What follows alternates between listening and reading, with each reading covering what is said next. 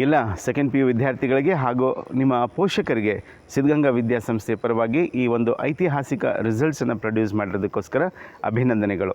ಲಾಸ್ಯ P. Shetty ಮತ್ತು ತರನ್ನುಮ್ ಸುಲ್ತಾನ 600ಕ್ಕೆ 591 ಅಂಕಗಳನ್ನ ಗಳಿಸಿ 98.5% ಫಸ್ಟ್ ಪ್ಲೇಸಲ್ಲಿದ್ದಾರೆ. 77 ಸ್ಟೂಡೆಂಟ್ಸ್ 77 ವಿದ್ಯಾರ್ಥಿಗಳು 95%ಗಿಂತ ಹೆಚ್ಚು ಸ್ಕೋರ್ನ ಮಾಡಿದ್ದಾರೆ.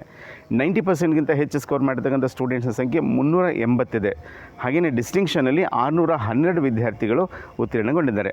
ಸೊ ಇಂಥ ಒಂದು ಹಿಸ್ಟಾರಿಕಲ್ ರಿಸಲ್ಟ್ ಪ್ರೊಡ್ಯೂಸ್ ಮಾಡಲಿಕ್ಕೆ ಕಾರಣ ನಿಮ್ಮ ಹಾರ್ಡ್ ವರ್ಕು, ನಿಮ್ಮ ಪೇರೆಂಟ್ಸ್ನ ಬೆಂಬಲ, ಹಾಗೆ ನಿಮಗೆಲ್ಲ ಗೈಡ್ ಮಾಡಿರ್ತಕ್ಕಂಥ ನಿಮ್ಮ ಪ್ರೀತಿಯ ಲೆಕ್ಚರ್ಸ್.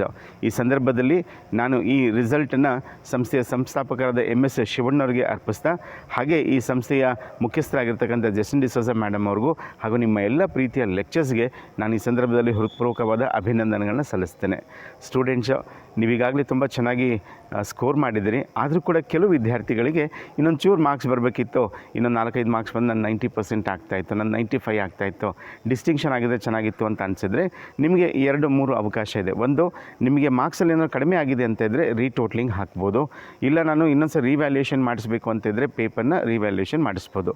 ರೀಟೋಟ್ಲಿಂಗು ರಿವ್ಯಾಲ್ಯೂಯೇಷನ್ಗೆ ನೀವು ನಿಮ್ಮ ಕಾಪಿಯನ್ನು ಜೆರಾಕ್ಸ್ ತೆಗೆಸಲೇಬೇಕಾಗ್ತದೆ. ಫಸ್ಟು 530 ರೂಪಾಯಿ ನೀವು ಕಟ್ಟಿ ಆನ್ಲೈನಲ್ಲಿ ನೀವು ಕಾಪಿಯನ್ನು ಜೆರಾಕ್ಸ್ ತೊಗೋಬೇಕು. ಅದಾದ ನಂತರ ನಿಮ್ಮ ಲೆಕ್ಚರ್ಸಿಗೆ ತೋರಿಸಿ ಇದಕ್ಕೆ ಮಾರ್ಕ್ಸ್ ಬರುತ್ತಾ ಅಂತ ಚೆಕ್ ಮಾಡಿಕೊಂಡು ಆ ನಂತರ ರಿವ್ಯಾಲ್ಯೂಯೇಷನ್ಗೆ ಹಾಕ್ಬೋದು.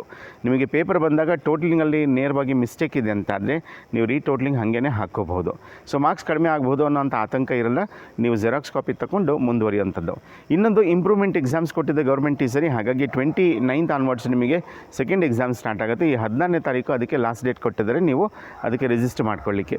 ಸೊ ನೀವು ಹೋಗಿ ವೆಬ್ಸೈಟ್ನಲ್ಲಿ ನೇರವಾಗಿ ರಿಜಿಸ್ಟರ್ ಮಾಡ್ಕೋಬೋದು. ಇದ್ರ ಬಗ್ಗೆ ಡೀಟೇಲ್ ವೀಡಿಯೋ ನಾಳೆ ದಿವಸ ನಿಮಗೆ ಬರ್ತದೆ. ಏನಾದರೂ ಡೌಟ್ ಇದ್ದರೆ ನೇರವಾಗಿ ಕಾಲೇಜ್ಗೆ ಬಂದುಬೇಡಿ. ಸೊ 1-2 ಸಬ್ಜೆಕ್ಟ್ ನೀವು ಬರೀಬೋದು. ಇದರಲ್ಲಿ ನನಗೆ ಮಾರ್ಕ್ಸ್ ಬೇಕಿದೆ, ಇನ್ನೊಂದು 10 ಮಾರ್ಕ್ಸ್ ಬರುತ್ತೆ, ನಾನು ಇನ್ನೂ ಸರಿ ಬರೆದ್ರೆ ಅಂತಿದ್ರೆ ಅದನ್ನು ಬರೀಬೋದು. ಸೊ ನೆಕ್ಸ್ಟ್ ಸೆಕೆಂಡ್ ಎಕ್ಸಾಮ್ಸ್ ಬರೀತೀರಿ, ಅದರಲ್ಲಿ ಹೆಚ್ಚು ಮಾರ್ಕ್ಸ್ ಬಂದರೆ ಅದು ಕನ್ಸಿಡರ್ ಆಗುತ್ತೆ. ಅದು ಕಡಿಮೆ ಆಯಿತು ಅಂತಾದರೆ ನಿಮ್ದು ಇದೇ ಮಾರ್ಕ್ಸ್ ಉಳಿತದೆ. CET ಎಕ್ಸಾಮ್ ಮುಗಿದ ನಂತರ ನಿಮಗೆ ಹೆಂಗೆ ಒಂದು 10-12 ದಿವಸ ಟೈಮ್ ಸಿಗ್ತದೆ. ಸೊ ಹಾಗಾಗಿ ನೀವು ಮನಸ್ಸೊಳಗಡೆ ಯಾವುದೇ ಗಾಬರಿ ಇಲ್ದಂಗೆ, ಆತಂಕ ಇಲ್ದಂಗೆ ನೀವು ಸೆಕೆಂಡ್ ಇಂಪ್ರೂವ್ಮೆಂಟ್ ಎಕ್ಸಾಮ್ಸನ್ನು ಬರೀಬೋದು. ಓಕೆ. ಇನ್ನು ಉಳಿದ ಹಾಗೆಯೇ CET ಕ್ಲಾಸಸ್ ಕೆಲವು ಸರಿ ಮನೇಲಿ ಓದಬೇಕು ಅಂತ ಹೇಳಿ ಕೆಲವು ಉಳ್ಕೊಂಡ ಸ್ಟೂಡೆಂಟ್ಸ್ ಇದ್ದರು. ಈಗ ಅದು ವರ್ಕ್ ಆಗ್ತಾಯಿಲ್ಲ ಸರಿಯಾಗಿ ಅಂತ ಅನ್ನಿಸ್ತು. ಈಗ ಇಲ್ಲಿ ಗ್ರ್ಯಾಂಡ್ ಎಕ್ಸಾಮ್ಸ್ ಸ್ಟಾರ್ಟ್ ಆಗಿದೆ. ಫುಲ್ ಲೆಂತ್ ಪೇಪರ್ಸ್ ಬರೀಲಿಕ್ಕೆ ನಾವು ಬರ್ಬೋದಾ ಈಗ ಅಂತ ಕೇಳ್ತಿದ್ದಾರೆ. ಕೆಲವು ಹಾಸ್ಟೆಲ್ ಬಿಟ್ಟು ಮನೆಗೆ ಹೋಗಿರ್ತಕ್ಕಂಥ ಸ್ಟೂಡೆಂಟ್ಸ್ ಕೂಡ ಮನೇಲಿ ವರ್ಕ್ ಆಗ್ತಾಯಿಲ್ಲ, ಹಾಸ್ಟೆಲಿಗೆ ಬರ್ಬೋದಾ ಅಂತ ಕೇಳ್ತಾರೆ. ಖಂಡಿತವಾಗ್ಲೂ ಸೊ ಕ್ಲಾಸಸ್ಗೆ ನೀವು ಬರ್ಬೋದು. ಸೊ ಇಲ್ಲಿ ಫುಲ್ ಲೆಂತ್ ಪೇಪರ್ಸ್ ಆಗ್ತಾಯಿದೆ. ಸೊ ಅದು ಪೇಪರ್ ಡಿಸ್ಕಷನ್ ಇರ್ತದೆ. ನೀವು CET ಬರೆಯೋಂಥವ್ರು CET, ನೀಟ್ ಬರೆಯೋಂಥವ್ರು ನೀಟು, ನೀವು ಬಂದು ಎಕ್ಸಾಮ್ಸನ್ನು ತೊಗೊಂಡು ಪೇಪರ್ ಡಿಸ್ಕಷನ್ ಕೇಳಿ ನೀವು ಮನೆಗೆ ಹೋಗ್ತಾಯಿದ್ರೆ ಸೊ ಪ್ರತಿ ದಿವಸದ ಇಂಪ್ರೂವ್ಮೆಂಟ್ ನಿಮಗೆ ಚೆನ್ನಾಗಿ ಆಗ್ತದೆ. ಸೊ ಇನ್ನು ಉಳಿದ ಹಾಗೆಯೇ BSc AG ಈಗಾಗಲೇ ಟ್ರೈನಿಂಗ್ ಮುಗಿದಿದೆ. ನಿಮ್ಮ ಪ್ರಾಕ್ಟಿಕಲ್ ಎಕ್ಸಾಮ್ಸಿನ ಡೇಟ್ ಏನು ನೋಡ್ಕೊಂಡು ಅದಕ್ಕೆ ನೀವು ಪ್ರಿಪೇರ್ ಆಗಬೇಕಿರ್ತದೆ. ನಾಳೆನೇ ಸ್ಟೂಡೆಂಟ್ಸ್ ನೀವು ರೀಟೋಟ್ಲಿಂಗ್ ಮಾಡೋಂಥವ್ರು, ರಿವ್ಯಾಲ್ಯೂಯೇಷನ್ಗೆ ಹಾಕ್ತಕ್ಕಂಥವ್ರು, ಇಂಪ್ರೂವ್ಮೆಂಟ್ ಎಕ್ಸಾಮ್ಸ್ ತೊಗೊಳ್ತಕ್ಕಂಥವ್ರು ಯಾರಿದ್ರೂ ಕೂಡ ಕಾಲೇಜಿಗೆ ಬನ್ನಿ, ಲೆಕ್ಚರ್ಸ್ ಜೊತೆ ಡಿಸ್ಕಸ್ ಮಾಡಿ ಅದು ಏನು ಹೇಳ್ತಾರೆ ಆ ಗೈಡೆನ್ಸಲ್ಲಿ ಮುಂದುವರಿರಂತೆ. ಯಾವುದಕ್ಕೂ ನೀವು ಡಿಸಪಾಯಿಂಟ್ ಆಗುವಂಥದ್ದಿಲ್ಲ. ಒಂದೇನು ಹೇಳ್ತಾರೆ, ದೇವರು ನಿಮ್ಮ ಹಾರ್ಡ್ ವರ್ಕಿಗೆ ತಕ್ಕನಾಗಿ ಪ್ರತಿಫಲ ಕೊಟ್ಟಿರ್ತಾನೆ. ಸೊ ಈ ಸಂದರ್ಭದಲ್ಲಿ ಮತ್ತೊಮ್ಮೆ ಇಂಥ ಐತಿಹಾಸಿಕ ರಿಸಲ್ಟ್, ಹಿಸ್ಟಾರಿಕಲ್ ರಿಸಲ್ಟ್ ಪ್ರೊಡ್ಯೂಸ್ ಮಾಡಿರ್ತಕ್ಕಂಥ ಎಲ್ಲ ವಿದ್ಯಾರ್ಥಿಗಳಿಗೆ, ನಿಮ್ಮ ಬೆನ್ನೆಲುಬಾಗಿ ನಿಂತಂಥ ನಿಮ್ಮ ಪೋಷಕರಿಗೆ, ಹಾಗೆ ನಿಮ್ಮನ್ನು ಗೈಡ್ ಮಾಡಿರ್ತಕ್ಕಂಥ ಎಲ್ಲ ಪ್ರೀತಿಯ ನಿಮ್ಮ ಲೆಕ್ಚರ್ಸ್ಗೆ, ಪ್ರಿನ್ಸಿಪಾಲ್ಗೆ ಎಲ್ರಿಗೂ ಕೂಡ ಈ ಸಂದರ್ಭದಲ್ಲಿ ನಾನು ಹೃತ್ಪೂರ್ವಕ ಅಭಿನಂದನೆಗಳನ್ನು ಸಲ್ಲಿಸ್ತೇನೆ. ಕಂಗ್ರ್ಯಾಚುಲೇಷನ್ಸ್. Thank you.